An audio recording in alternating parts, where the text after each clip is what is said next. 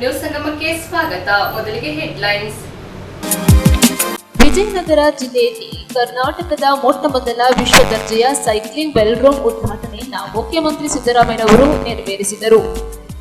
ನಾಪೋಕ್ಲ ಸಮೀಪದ ಮರಂದೋಡ ಗ್ರಾಮದಲ್ಲಿ ಮಧ್ಯಾಹ್ನದ ಸಮಯದಲ್ಲಿ ಮುಖ್ಯ ರಸ್ತೆಯಲ್ಲಿ ಕಾಡಾನೆ ಓಡಾಡಿರುವುದು ಬೆಳಕಿಗೆ ಬಂದಿದೆ. ಪಾಲಿಬೆಟ್ಟ ಕ್ರೀಡಾ ಮೈದಾನದಲ್ಲಿ ಯಂಗ್ ಇಂಡಿಯಾ ಯೂತ್ ಕ್ಲಬ್ನ ವತಿಯಿಂದ ರಾಷ್ಟ್ರೀಯ ಮಟ್ಟದ ಮುಕ್ತ ಫುಟ್ಬಾಲ್ ಪಂದ್ಯಾವಳಿಗೆ ಸಕಲ ಸಿದ್ಧತೆ ನಡೆಸಲಾಗಿದೆ.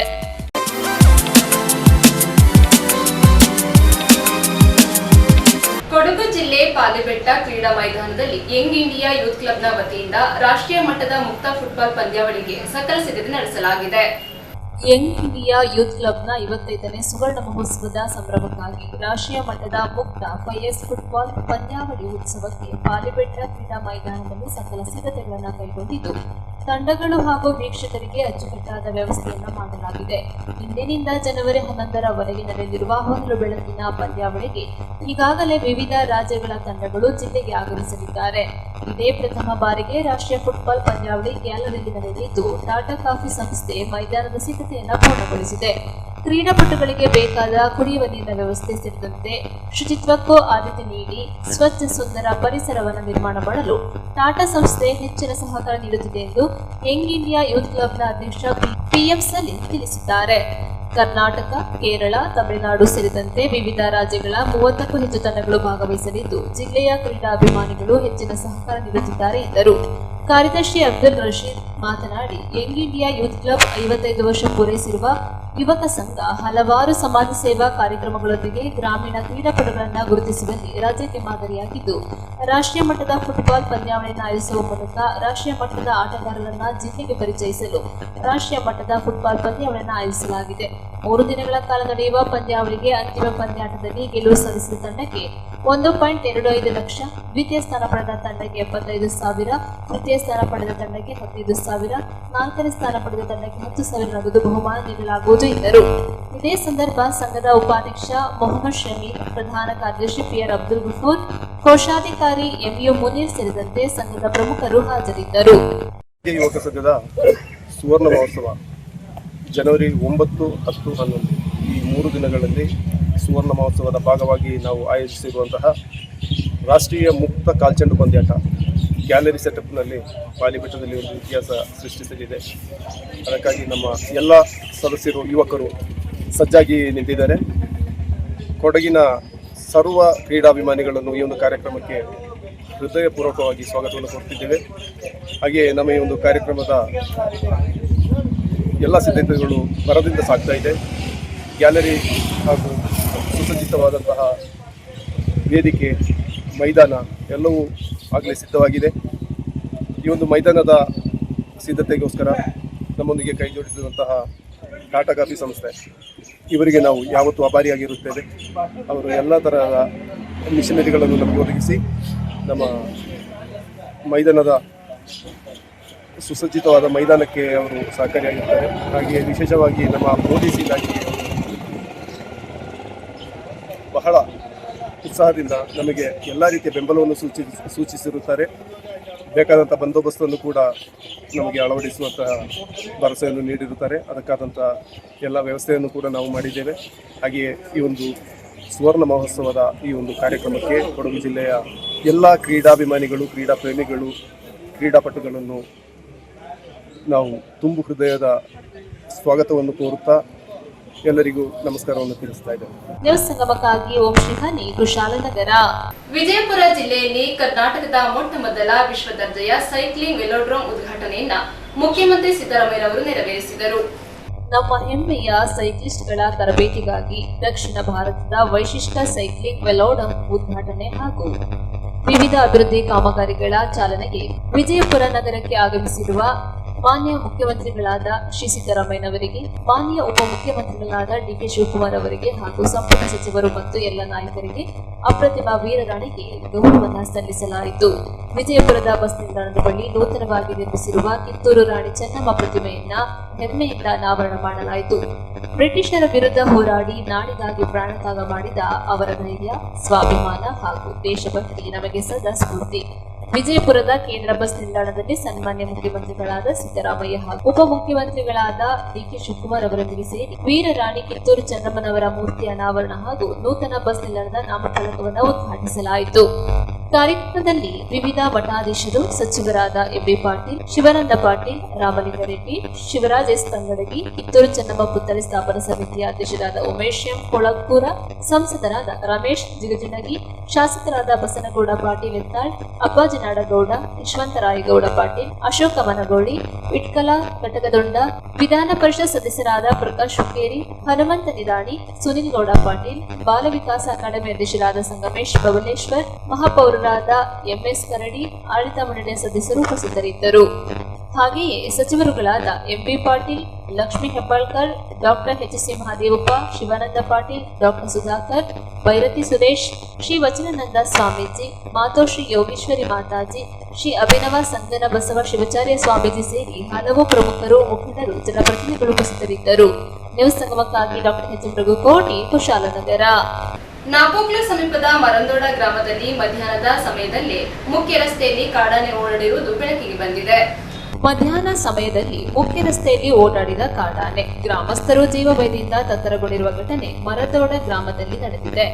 ನಾಪೋಕ್ಲು ಸಮೀಪದ ಕಕ್ಕಂಬೆ ಗ್ರಾಮ ಪಂಚಾಯಿತಿಗೆ ಒಳಪಟ್ಟ ಗ್ರಾಮಗಳಲ್ಲಿ ನಿರಂತರ ಕಾಡಾನೆಗಳ ಹಾವಳಿ ಅಧಿಕವಾಗಿದ್ದು, ಇದೀಗಾಗಲೇ ಕಾಫಿ ತೋಟ, ಗದ್ದೆಗಳಿಗೆ ರಾತ್ರಿ ವೇಳೆಯಲ್ಲಿ ಲಗ್ಗೆ ಇಟ್ಟ ಕಾಡಾನೆಗಳು ಕೃಷಿ ಗಿಡಗಳು ಹಾಗೂ ಬೆಳೆಗಳನ್ನ ಧ್ವಂಸಗೊಳಿಸಿ ಬಹಳಷ್ಟು ನಷ್ಟ ಮಾಡಿದ್ದು ಗ್ರಾಮಸ್ಥರು ಹೈರಾಣಾಗಿದ್ದಾರೆ. ಆದರೆ ಇದೀಗ ನಡು ಮಧ್ಯಾಹ್ನವೇ ಕಾಡಾನೆಯೊಂದು ನಾಪೋಕ್ಲು ಕಕ್ಕಂಬೆ ವಿರಾಜಪೇಟೆ ಮುಖ್ಯ ರಸ್ತೆಯ ಮರಂದೋಡ ಗ್ರಾಮದ ನೀಡುಮಂಡ ಸೇತುವೆಯ ಮೇಲೆ ಓಡಾಡಿರುವ ದೃಶ್ಯ ಸಿಸಿ ಕ್ಯಾಮೆರಾದಲ್ಲಿ ಸೆರೆಯಾಗಿದೆ. ಇದರಿಂದ ಕಾಫಿ ತೋಟಗಳಲ್ಲಿ ಕಾಫಿ ಕೊಯ್ಲಿಗೆ ತೊಡಗಿದ್ದ ಕಾರ್ಮಿಕರು ಹಾಗೂ ಗ್ರಾಮಸ್ಥರು ಚಲ್ಲಪಿಲ್ಲಿಯಾಗಿ ಓಡಿ ಅಪಾಯದಿಂದ ಪಾರಾಗಿದ್ದಾರೆ. ಇದರಿಂದಾಗಿ ಗ್ರಾಮದಲ್ಲಿ ಜೀವಭಯದ ಕಾರ್ಮೋಡ ಆವರಿಸಿದ್ದು, ಗ್ರಾಮಸ್ಥರು ಮನೆಯಿಂದ ಹೊರಬರಲು ಭಯಭೀತರಾಗಿದ್ದು, ಕೂಡಲೇ ಅರಣ್ಯ ಇಲಾಖೆ ಮತ್ತು ಸಂಬಂಧಪಟ್ಟವರು ಸೂಕ್ತ ಕ್ರಮ ಕೈಗೊಳ್ಳಬೇಕೆಂದು ಗ್ರಾಮಸ್ಥರು ಒತ್ತಾಯಿಸಿದ್ದಾರೆ. ನ್ಯೂಸ್ ಸಂಗಮಕ್ಕಾಗಿ ದುಗ್ಗಳ ಸದಾನಂದ, ನಾಪೋಕ್ಲು. ಬೆಳಗಾವಿ ನಗರದಲ್ಲಿ ಭಾರತೀಯ ಜನತಾ ಪಕ್ಷದ ವತಿಯಿಂದ Viksit Bharat Guarantee for Rozgar and Ajeevika Mission Gramin ಯೋಜನೆ ಕುರಿತು ಚರ್ಚಿಸಲಾಯಿತು. ಬೆಳಗಾವಿ ನಗರದಲ್ಲಿ ಭಾರತೀಯ ಜನತಾ ಪಕ್ಷದ ವತಿಯಿಂದ ಆಯೋಜಿಸಿದ ಕೇಂದ್ರ ಸರ್ಕಾರದ Viksit Bharat Guarantee for Rozgar and Ajeevika Mission Gramin ಯೋಜನೆ ಕುರಿತು ಗೋಷ್ಠಿ ನಡೆಸಿ ಮಾತನಾಡಲಾಯಿತು. ಶಾಸಕರಾದ ಶ್ರೀಮತಿ ಶಶಿಕಲಾ ಜೊಲ್ಲೆ ಮಾತನಾಡಿ, ನಮ್ಮ ಮೋದಿಜಿ ನೇತೃತ್ವದ ಕೇಂದ್ರ ಸರ್ಕಾರ ಬಿಜೆಪಿ ರಾಮ್ಜಿ ಕಾಯ್ದೆ ಜಾರಿಗೆ ತಂದಿದೆ. ಈ ಹಿಂದೆ 100 ದಿನಗಳಿಂದ 125 ದಿನಗಳವರೆಗೆ ಖಾಸಗಿ ಉದ್ಯೋಗ ಹೆಚ್ಚಳ ಮಾಡಿ ದಿನಗೂಲಿ ಹೆಚ್ಚಳಗೊಳಿಸಿದೆ. ಈ ಹಿಂದೆ ಮನ್ರೇಗಾ ಯೋಜನೆಯಲ್ಲಿ ಅನೇಕ ರೀತಿಯಲ್ಲಿ ದುರ್ಬಳಕೆ, ನಕಲಿ ಜಾಬ್ ಕಾರ್ಡ್, ಭ್ರಷ್ಟಾಚಾರ ತಾಂಡವಿತ್ತು. ಗ್ರಾಮೀಣ ಭಾಗದ ಮೂಲ ಸೌಕರ್ಯ ವೃದ್ಧಿಗೆ ಅದು ಸಹಕಾರಿಯಾಗಿರಲಿಲ್ಲ. ವಿಬಿಜಿ ರಾಮ್ಜಿ ಯೋಜನೆಯು ಹಿಂದಿನ ನರೇಗಾಕ್ಕಿಂತ ಉತ್ತಮವಾಗಿದೆ ಮತ್ತು ಬಡವರಿಗೆ ಸಹಕಾರಿಯಾಗಿದೆ. ಬಡ ಜನರ ಅಭಿವೃದ್ಧಿಗಾಗಿರುವ ಯೋಜನೆಯನ್ನ ರಾಜಕೀಯಕ್ಕಾಗಿ ವಿರೋಧಿಸುತ್ತಾ ಸುಳ್ಳು ಸುದ್ದಿ ಹಬ್ಬಿಸುವವರನ್ನ ನಂಬದಿರೋಣ. ವಾಸ್ತವಾಂಶಗಳನ್ನ ತಿಳಿದು ಎಲ್ಲರಿಗೂ ಸತ್ಯವನ್ನ ತಿಳಿಸೋಣ. ಗೋಷ್ಠಿಯಲ್ಲಿ ಮಾಜಿ ಶಾಸಕರಾದ ಶ್ರೀ ಸಂಜಯ್ ಪಾಟೀಲ್, ಶ್ರೀ ಅರವಿಂದ ಪಾಟೀಲ್, ಗ್ರಾಮೀಣ ಅಧ್ಯಕ್ಷರಾದ ಶ್ರೀ ಸುಭಾಷ್ ಪಾಟೀಲ್, ನಗರ ಅಧ್ಯಕ್ಷರಾದ ಸೌಗೀತಾ ಸುತಾರ, ಎಂಬಿ ಜಿರಳೆ, ವಕೀಲರು, ಪಕ್ಷದ ಮುಖಂಡರು ಉಪಸ್ಥಿತರಿದ್ದರು. ಬಿಲ್ ಆಗುವಂತ ಸಂದರ್ಭದಲ್ಲಿ ಭ್ರಷ್ಟಾಚಾರ ಆಗಬಾರ್ದು, ಇದು ಯಾವುದೇ ರೀತಿಯಲ್ಲಿ ಬೇರೆಯವರಿಗೆ ಲಾಭ ಆಗಬಾರ್ದು. ಯಾರು ಇದರ ನಿಜವಾದ ಲಾಭಾರ್ಥಿಗಳಿದ್ದಾರೆ ಅವರ ಅಕೌಂಟಿಗೆ ಡೈರೆಕ್ಟ್ ಆಗಿ ಇದು ಬಿಲ್ ಜಮಾ ಆಗ್ಬೇಕು ಅಂತ ಹೇಳಿ ಇದರಲ್ಲಿ ಬಹಳಷ್ಟು ತಂತ್ರಜ್ಞಾನವನ್ನ, AI ತಂತ್ರಜ್ಞಾನವನ್ನ, GPS ಟ್ರ್ಯಾಕಿಂಗ್ ಅನ್ನ, ಡ್ಯಾಶ್ ಬೋರ್ಡ್ ಅನ್ನ, ಇದನ್ನೆಲ್ಲಾನು ಇಟ್ಕೊಂಡು ಪಾರದರ್ಶಕತೆಯನ್ನ ಒಳಗೊಂಡಂತ ಈ ಒಂದು ಸ್ಕೀಮ್ ಅಲ್ಲಿ ಲಾಭಾರ್ಥಿಗಳಿಗೆ ಡೈರೆಕ್ಟ್ ಆಗಿ ಅನುದಾನವನ್ನ, ಅವರ ಪೇಮೆಂಟ್ ಅನ್ನ ಬಿಡುಗಡೆ ಮಾಡುವಂತದ್ದು ಕೂಡ ಇದರಲ್ಲಿ ಇಟ್ಕೊಂಡಿದ್ದಾರೆ. ಹಾಗಾಗಿ ಇದು ಬಹಳಷ್ಟು ಹೆಮ್ಮೆ ತರುವಂತ ವಿಷಯ. ವಿಶೇಷವಾಗಿ 4 ಪ್ರಮುಖವಾದ ಅಂಶಗಳನ್ನ ಇದರಲ್ಲಿ ಮೋದಿಜಿ ಅವರು ಇಟ್ಕೊಂಡಿದ್ದಾರೆ. ಅದರಲ್ಲಿ ಮಹಿಳೆಯರಿಗೆ ಪ್ರಾಧಾನ್ಯತೆಯನ್ನ ಕೊಟ್ಟಿದ್ದಾರೆ.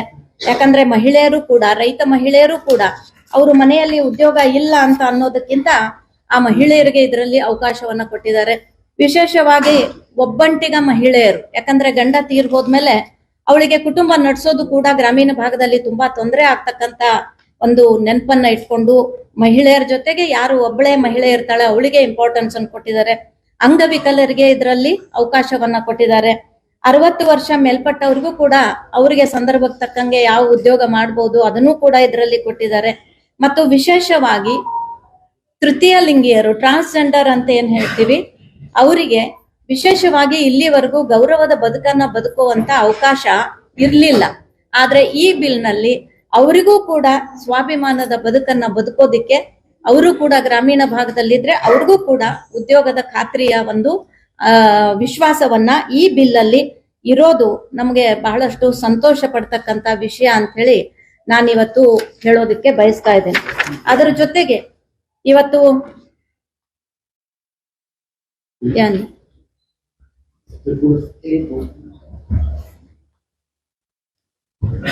ಇದನ್ನ ನೋಡಿದಾಗ ಬಹಳಷ್ಟು ಒಳ್ಳೆ ರೀತಿಯಿಂದ 2014ರಲ್ಲಿ ಅಂದ್ರೆ 14ಕ್ಕಿಂತ ಮುಂಚೆ ಇದಕ್ಕೆ ಬಿಡುಗಡೆ ಆಗ್ತಕ್ಕಂತ ದುಡ್ಡು ಎಷ್ಟಿತ್ತು ಅಂತಂದ್ರೆ 8.53 ಲಕ್ಷ ಕೋಟಿ ಮಾತ್ರ ಈ ಗ್ರಾಮೀಣ ವಿಕಾಸಕ್ಕಾಗಿ, ಉದ್ಯೋಗ ಖಾತ್ರಿಗಾಗಿ ಬಿಡುಗಡೆ ಆಗ್ತಿತ್ತು. ಮತ್ತು ಪೂರ್ಣಗೊಂಡಂತ ಕಾಮಗಾರಿಗಳು ಎಷ್ಟು ಅಂತಂದಾಗ 2014ರಲ್ಲಿ 1.53 ಲಕ್ಷ ಇದರಲ್ಲಿ ಪೂರ್ಣಗೊಂಡಂತ ಕಾಮಗಾರಿಗಳು ಅಂತ ಹೇಳಿ ಒಂದು ರೆಕಾರ್ಡ್ ಇತ್ತು. ಆದ್ರೆ ಈಗ ಮೋದಿಜಿ ಅವರು ಬಂದ್ಮೇಲೆ 8.62 ಲಕ್ಷಕ್ಕೆ ಇವತ್ತು ಅದು ಹೆಚ್ಚಿಗೆ ಆಗಿದೆ. ಮತ್ತು ಒಳ್ಳೆ ರೀತಿಯಿಂದ ಈಗಾಗಲೇ ಆ ಕಾರ್ಯಗಳು ನಮ್ಮ ಗ್ರಾಮೀಣ ಭಾಗದಲ್ಲಿ ನಡೀತಾ ಇದ್ದಾವೆ. ಇದರಲ್ಲಿ ಮಹಿಳೆಯರು ಭಾಗವಹಿಸ್ತಿದ್ರು, ಮುಂಚೆನೂ ಕೂಡ ರೈತ ಮಹಿಳೆಯರು ಭಾಗವಹಿಸ್ತಿದ್ರು. ಆದ್ರೆ 2014ರ ಹಿಂದೆ ನೋಡಿದಾಗ 48% ಮಹಿಳೆಯರ ಭಾಗವಹಿಸುವಿಕೆ ಇದ್ರೆ, ಮೋದಿಜಿ ಅವ್ರು ಬಂದ್ಮೇಲೆ ಅದು 57%ಕ್ಕೆ ಜಾಸ್ತಿ ಆಗಿದೆ ಅಂತಕ್ಕಂತ ಒಂದು ಮಾತನ್ನು ಕೂಡ ನಾನು ಇಲ್ಲಿ ಹೇಳೋದಿಕ್ಕೆ ಬಯಸ್ತಾ ಇದ್ದೀನಿ. ಅದೇ ರೀತಿ ಈಗ UPA ಸರ್ಕಾರ 2ನೇ ಅವಧಿಯಲ್ಲಿ ರಾಜ್ಯಗಳಲ್ಲಿ ಬೇಡಿಕೆ ಹೆಚ್ಚಾಗ್ತಿದ್ರೂ ಕೂಡ 2011ರಲ್ಲಿ ಕೇವಲ 40,000 ಕೋಟಿ ಇದ್ದಂತ ಬಜೆಟ್ 2013-12-13ರಲ್ಲಿ 40 ಇದ್ದದನ್ನ 33ಕ್ಕೆ ಇಳಿಕೆ ಮಾಡಿದ್ರು. 33,000 ಕೋಟಿಗೆ ಅದನ್ನ ಇಳಿಕೆ ಮಾಡಿದ್ರು. ಹಾಗಾಗಿ ಇದರ ಲಾಭ ಗ್ರಾಮೀಣ ಭಾಗದವರಿಗೆ ಆಗ್ತಾ ಇರ್ಲಿಲ್ಲ. ಆದ್ರೆ ಅದೇ ರೀತಿಯಾಗಿ ನಿಮಗೊಂದು ಇದು ಮಾತು ಹೇಳ್ಬೇಕು ಅಂತಂದ್ರೆ, ಇವತ್ತು ಮೋದಿಜಿ ಅವರು ಇಷ್ಟು ಟ್ರಾನ್ಸ್ಪರೆಂಟ್ ಆಗಿ ಈ ಬಿಲ್ ಅನ್ನ ತಂದಿರೋದ್ರಿಂದ ಇಲ್ಲಿ 2013ರಲ್ಲಿ ಒಂದು CGA ರಿಪೋರ್ಟ್ ಆಗಿದೆ. ನಮ್ಮ ದೇಶದಲ್ಲಿ ಒಂದು CGA ರಿಪೋರ್ಟ್ ಆದಾಗ ಇದರಲ್ಲಿ ವ್ಯಾಪಕವಾದಂತಹ ಭ್ರಷ್ಟಾಚಾರ ನಡೀತಿದೆ ಅಂತಕ್ಕಂತ ಒಂದು ವರದಿ ಕೂಡ CGA ಅನ್ನೋರು ಮಾಡಿದ್ರು. ಆದ್ರೆ 4.33 ಲಕ್ಷಕ್ಕೂ ಹೆಚ್ಚು ನಕಲಿ ಜಾಬ್ ಕಾರ್ಡ್ಗಳು ಇದರಲ್ಲಿ ಇತ್ತು ಅಂತಕ್ಕಂತ ಒಂದು ರಿಪೋರ್ಟ್ ಕೂಡ ಇವತ್ತು ನಮ್ಮಲ್ಲಿ ಆಗಿದೆ. ಅದೇ ರಿಪೋರ್ಟ್ ಅಲ್ಲಿ ವೇಳೆಗೆ ಸರಿಯಾದ ರೀತಿಯಲ್ಲಿ ಅವ್ರಿಗೆ ಬಿಲ್ ಪೇಮೆಂಟ್ ಆಗ್ತಾ ಇರ್ಲಿಲ್ಲ ಅಂತಕ್ಕಂತ ರಿಪೋರ್ಟ್ ಕೂಡ ಇದೆ. ಹಾಗಾಗಿ ಇವತ್ತು ಈ ಬಿಲ್ ತರೋಕ್ಕಿಂತ ಮುಂಚೆನೂ ಕೂಡ ನಾವು ಈ ಉದ್ಯೋಗ ಖಾತ್ರಿಯನ್ನ ಎಲ್ಲ ಕಡೆಗೆ ನೋಡಿದಾಗ ಇದರಲ್ಲಿ ಕಾಂಟ್ರಾಕ್ಟರ್ ಹಾವಳಿ ಜಾಸ್ತಿ ಇತ್ತು. ಯಾಕಂದ್ರೆ ಅವರೇ ಲೇಬರ್ ಕಾರ್ಡ್ಗಳನ್ನ ಮಾಡ್ಬೇಕಾದ್ರೆ ನಿಜವಾದ ಬೆನಿಫಿಷರಿಗೆ ಲೇಬರ್ ಕಾರ್ಡ್ ಮಾಡದೇನೆ ಅವ್ರ ಹೆಸರು ಮೇಲೆ ಅವರು ಹೆಬ್ಬಟ್ಟನ್ನ ಹೊತ್ಕೊಂಡು ಅನೇಕ ಬೇರೆ ಕಡೆಯಿಂದ ತಂದು ಅವ್ರ ಕಾಂಟ್ರಾಕ್ಟರೇ ಇದನ್ನ ನಿಭಾಯಿಸ್ತಕ್ಕಂತ ಒಂದು ವಾತಾವರಣ ಇತ್ತು.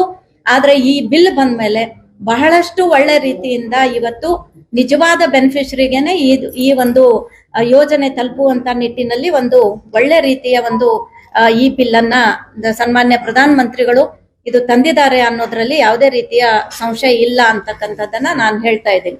ಅದೇ ರೀತಿಯಲ್ಲಿ ಪಾರದರ್ಶಕತೆ,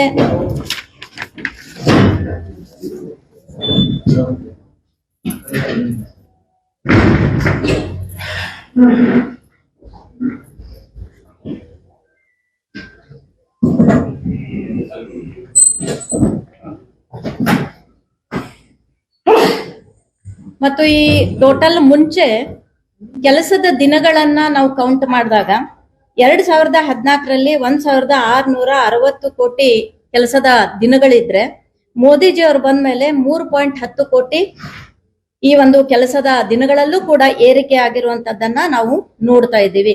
ಹಾಗಾಗಿ ವಾರಕ್ಕೊಮ್ಮೆ ಪೇಮೆಂಟ್ ಆಗುವಂಥದ್ದು, ಇದರಲ್ಲಿ ಪಾರದರ್ಶಕತೆ ಇರುವಂತದ್ದು, ಮಹಿಳೆಯರಿಗೆ, ಅಂಗವಿಕಲರಿಗೆ ಮತ್ತು ಟ್ರಾನ್ಸ್ಜೆಂಡರ್ಗಳಿಗೂ ಕೂಡ ಇದರಲ್ಲಿ ಉದ್ಯೋಗದ ಅವಕಾಶ ಇರುವಂತದ್ದು, ಮತ್ತು ವಿಶೇಷವಾಗಿ ಇದು 370 ಈ ಒಂದು ಅನುದಾನವನ್ನು ಕೂಡ ಹೆಚ್ಚಿಗೆ ಮಾಡಿರುವಂತದ್ದು.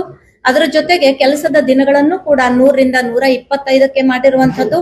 ಇದನ್ನೆಲ್ಲಾನು ಕೂಡ ನೋಡಿದಾಗ ಇದು ಒಂದು ಒಳ್ಳೆ ರೀತಿಯ ಬಿಲ್ ಅನ್ನ ನಮ್ಮ ದೇಶಕ್ಕೆ ಇದನ್ನ ಮಂಡನೆ ಮಾಡಿದ್ದಾರೆ. 10 ದಿನಗಳ ಒಳಗಾಗಿ ಅವರ ಪೇಮೆಂಟ್ ಅವ್ರ ಖಾತೆಗೆ ಡೈರೆಕ್ಟ್ ಆಗಿ ಮುಟ್ಸುವಂತ ಒಂದು ಮಹತ್ತರವಾದಂತ ಕಾರ್ಯ ಈ ಮೋದಿಜಿ ಸರ್ಕಾರದಲ್ಲೂ ಕೂಡ ಆಗಿದೆ. ಅದೇ ರೀತಿಯಲ್ಲಿ ಇದು ಕರ್ನಾಟಕ ಸರ್ಕಾರವನ್ನ ನೋಡಿದಾಗ, ಕಾಂಗ್ರೆಸ್ ಸರ್ಕಾರ ನೋಡಿದಾಗ ಇದರ ವಿರುದ್ಧವಾಗಿ ಅವರು ಮಾತಾಡ್ತಾ ಇದ್ದಾರೆ. ಆದ್ರೆ ಇದು ಬಹಳಷ್ಟು ಪಾರದರ್ಶಕತೆಯನ್ನ ಒಳಗೊಂಡು ಇಡೀ ನಮ್ಮ ಗ್ರಾಮೀಣ ಭಾಗ ಮತ್ತು ನಮ್ಮ ರೈತ ಕುಟುಂಬ 2047 ಸಕ್ಷಮ ಆಗ್ಬೇಕು ಅನ್ನುವಂತ ರೀತಿಯಲ್ಲಿ ಮಾಡಿದ್ದಾರೆ. ಇದರಲ್ಲಿ ವಿಶೇಷವಾಗಿ ನೀರಿಗೆ ಒತ್ತನ್ನ ಕೊಟ್ಟಿದ್ದಾರೆ. ಯಾಕಂದ್ರೆ ರೈತರಿಗೆ ಬೇಕಾಗಿರೋದು ನೀರು. ಇನ್ನೂ ಕೂಡ ಅನೇಕ ಕಡೆಗಳಲ್ಲಿ ನೀರಾವರಿ ಯೋಜನೆ ಆಗದೇ ಇರೋದ್ರಿಂದ ಈ ಒಂದು ಸ್ಕೀಮ್ ಅಲ್ಲಿ ಪ್ರತಿಯೊಬ್ಬ ರೈತರು ನೀರಾವರಿ ಯೋಜನೆಗಳನ್ನ ಮಾಡ್ಕೋಬೇಕು. ನೀರಿದ್ರೆ ಕೃಷಿಗೆ ಒಂದು ಒಳ್ಳೆ ರೀತಿಯ ಸಹಾಯ ಆಗುತ್ತೆ. ಮಹಿಳೆಯರಿಗೆ ಇದರಲ್ಲಿ, ಯುವಕರಿಗೆ ಇದರಲ್ಲಿ ಇಂಪಾರ್ಟೆನ್ಸ್ ಕೊಟ್ಟಿದ್ದಾರೆ. ಯಾಕಂದ್ರೆ ವಲಸೆ ಹೋಗೋದು, ಯಾಕಂದ್ರೆ ಗ್ರಾಮೀಣ ಭಾಗದಲ್ಲಿ ಕೃಷಿಗೆ ಯಾವುದೇ ರೀತಿಯ ಸಹಾಯ ಇಲ್ಲದೆ, ಉದ್ಯೋಗದ ಖಾತ್ರಿ ಇಲ್ಲದೆ ಯುವಕರು ವಲಸೆ ಬೇರೆ ಕಡೆಗೆ ಹೋಗ್ಬಾರ್ದು ಅಂತ ಈ ಉದ್ಯೋಗ ಖಾತ್ರಿಯಲ್ಲಿ ಯುವಕರನ್ನ, ಮಹಿಳೆಯರನ್ನು ಕೂಡ ಇದರಲ್ಲಿ ಇನ್ವಾಲ್ವ್ ಮಾಡಿಕೊಂಡು ನೀರಿಗೆ ಒಳ್ಳೆ ರೀತಿಯ ಒಂದು ರೆಸ್ಪಾನ್ಸ್ ಅನ್ನ ಇದರಲ್ಲಿ ಒಂದು ಒತ್ತನ್ನ ಕೊಟ್ಟು, ಮತ್ತು ಇನ್ಫ್ರಾಸ್ಟ್ರಕ್ಚರ್ಗೆ, ಯಾಕಂದ್ರೆ ಇದು ಮೂಲಭೂತ ಸೌಕರ್ಯಗಳು ಕೂಡ ಆಗ್ಬೇಕು. ಯಾಕಂದ್ರೆ ರೈತರು ಬೆಳೆದಂತ ಬೆಳೆ ಸಿಟಿಗೆ ಬರ್ಬೇಕು ಅಥವಾ ಒಂದು ವ್ಯಾಪಾರಕ್ಕೆ ಹೋಗ್ಬೇಕು ಅಂದ್ರೆ ರಸ್ತೆಗಳ ಬೆಳವಣಿಗೆ ಇರ್ಬೋದು, ನೀರಿನ ಬೆಳವಣಿಗೆ ಇರ್ಬೋದು, ವ್ಯವಸ್ಥಿತವಾದಂತ ಕರೆಂಟ್ ವ್ಯವಸ್ಥೆ ಇರ್ಬೋದು, ಇದೆಲ್ಲಾನು ಕೂಡ ಇದರಲ್ಲಿ ಇನ್ವಾಲ್ವ್ ಇರೋದ್ರಿಂದ 2047 ನಮ್ಮ ದೇಶ ಒಂದು ಸಮೃದ್ಧಭರಿತವಾದಂತ, ಸಂಪೂರ್ಣವಾಗಿ ವಿಕಸಿತವಾದಂತ ಒಂದು ದೇಶ ಆಗೋದ್ರಲ್ಲಿ ಸಂಶಯ ಇಲ್ಲ ಅಂತ ಹೇಳಿ ನನಗನ್ನಿಸ್ತದೆ. ಹಾಗಾಗಿ ನಾವೆಲ್ಲರೂ ಕೂಡ ಇಲ್ಲಿದ್ದಂತ ನಮ್ಮೆಲ್ಲ ಭಾಜಪದ ಟೀಮ್ ನಮ್ಮ ಕೇಂದ್ರ ಸರ್ಕಾರಕ್ಕೆ, ಕೃಷಿ ಸಚಿವರಿಗೆ ಮತ್ತು ನಮ್ಮ ಪ್ರಧಾನಿಗಳಿಗೆ ನಾವು ತುಂಬು ಹೃದಯದ ಅಭಿನಂದನೆಗಳನ್ನ, ಧನ್ಯವಾದಗಳನ್ನ ಸಲ್ಲಿಸ್ತಾ ಇದ್ದೀನಿ ಅಂತ ಹೇಳೋದಕ್ಕೆ ಬಯಸ್ತಾ ಇದ್ದೀನಿ. ರಾಜ್ಯ ಸರ್ಕಾರಕ್ಕೆ ಹೆಚ್ಚಿನ ಹೊರೆಯನ್ನ ನೀಡ್ತಾ ಇದೆ. ಈಗಾಗಲೇ ಅನ್ಲಿಮಿಟೆಡ್ ದುಡ್ಡು ಈಗಾಗಲೇ ನರೇಗಾ ಹೋಗ್ತಾ ಇತ್ತು. ಇದೆಲ್ಲೋ ನೀವು ಇದನ್ನ ತಡೆಗಟ್ಟಿದ್ದೀರಿ. ಏನು ಯೋಜನೆಗಳಿತ್ತು ಇದನ್ನ ಅನುಷ್ಠಾನಕ್ಕೆ ಹೆಚ್ಚಿನ ಅನುದಾನಗಳನ್ನ, ಲೆಕ್ಕಿಲ್ಲದ ಅನುದಾನಗಳನ್ನ ಮತ್ತು ಅಭಿವೃದ್ಧಿ ಕಾಮಗಾರಿಗಳನ್ನ ಈ ವಿಷಯದಿಂದ ತಗೊಳ್ಳಾಗ್ತದೆ.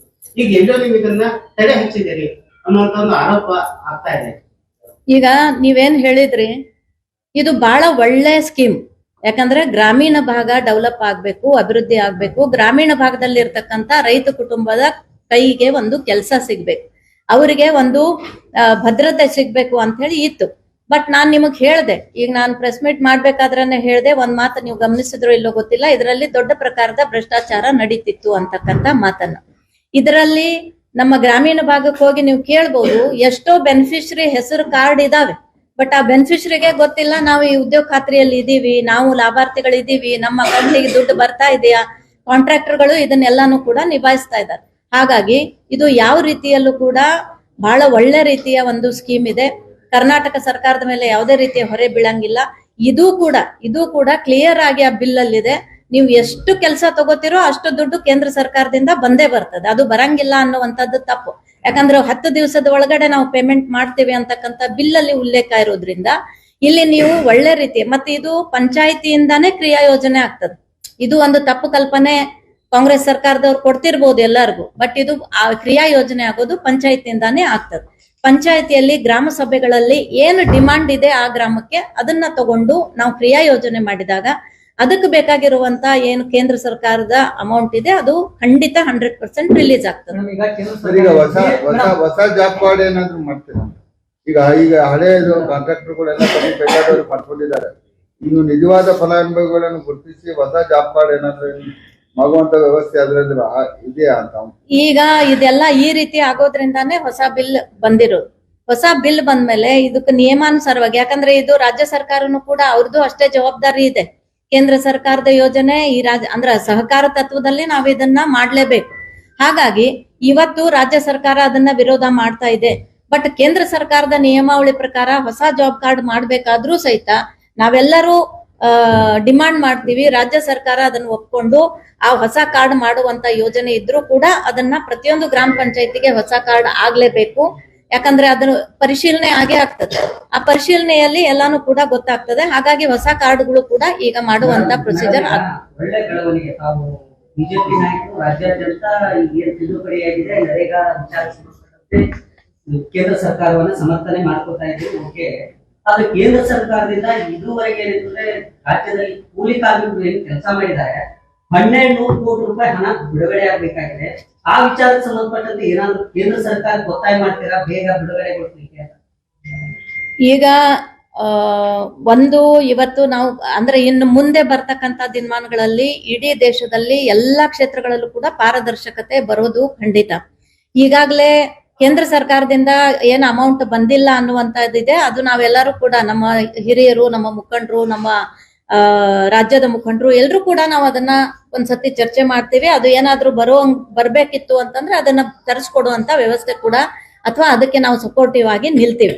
ಆದ್ರೆ ಇವತ್ತು ಈ ತಂದಂತ ಬಿಲ್ ಅನ್ನ ಏನ್ ಹಿಂದಿನ ಸರ್ಕಾರ, ಕಾಂಗ್ರೆಸ್ ಸರ್ಕಾರ ಇದನ್ನ ವಿರೋಧ ಮಾಡ್ತಾ ಇದೆ. ನನಗೆ ಕಳಕಳಿ ವಿನಂತಿ, ನಿಮ್ಮೆಲ್ಲರ ಮುಖಾಂತರ ಇದು ಕರೆಕ್ಟ್ ಆಗಿ ಜನರಿಗೆ ತಲುಪುವಂತ ಒಂದು, ಅಂದ್ರೆ ನೀವು ನಿಮ್ಮಿಂದ ಇದು ತಳಮಟ್ಟದ ಜನರವರೆಗೂ ಕೂಡ ಈ ವಿಷಯ ಹೋಗ್ತದೆ. ಹಾಗಾಗಿ ಅದನ್ನ ನೀವು ಬಹಳಷ್ಟು ಒಳ್ಳೆ ರೀತಿಯಿಂದ ಮುಟ್ಟಿಸುವಂತ ಕಾರ್ಯ ಮಾಡ್ತಾ ಇದ್ದೀರಿ. ಅಲ್ಲಿ ಏನಾದ್ರೂ ಕೇಂದ್ರ ಸರ್ಕಾರದ ಅಮೌಂಟ್ ಬರ್ದೇ ಇರ್ತಕ್ಕಂಥದ್ದು, ಅದು ವಿಚಾರವನ್ನ ತಿಳ್ಕೊಂಡು ಅದನ್ನ ನಾವು ಮುಖಂಡರ ಜೊತೆಲಿ ಮಾತಾಡ್ತೀವಿ. ಮೇಡಮ್, ಇವಾಗ 125 ದಿನಗಳನ್ನ ನೀವು 25 ದಿನಗಳನ್ನ ಹೆಚ್ಚಿಗೆ ಮಾಡಿದ್ದೀರಿ. ಕೃಷಿ ವಲಯದಲ್ಲಿ ಈ ಕೃಷಿ ವಲಯವನ್ನ ಗಮನದಲ್ಲಿಟ್ಟುಕೊಂಡು ಇದನ್ನ ಒಂದು ಹೆಚ್ಚಿಗೆ ಮಾಡಿದ್ದೀರಿ.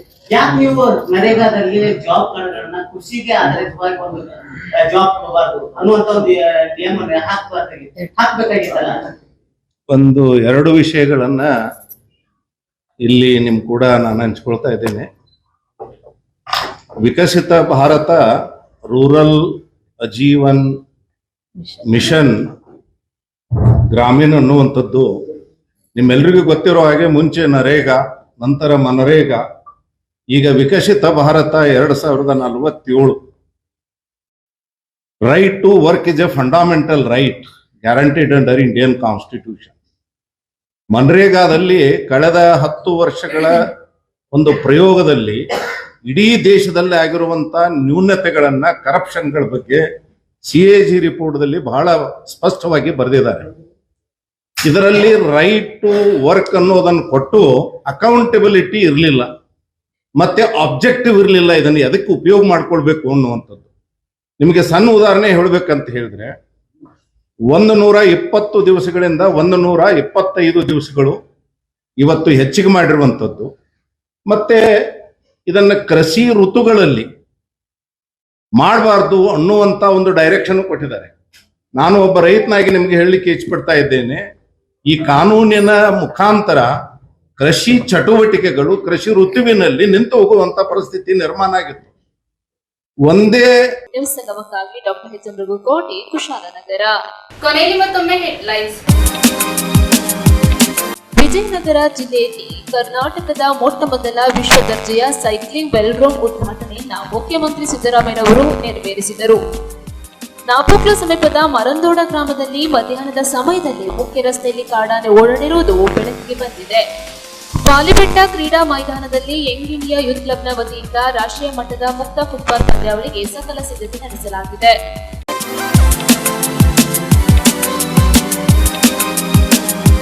ಇಲ್ಲಿಗೆ ನ್ಯೂಸ್ ಸಂಗಮ ಮುಕ್ತಾಯವಾಯಿತು.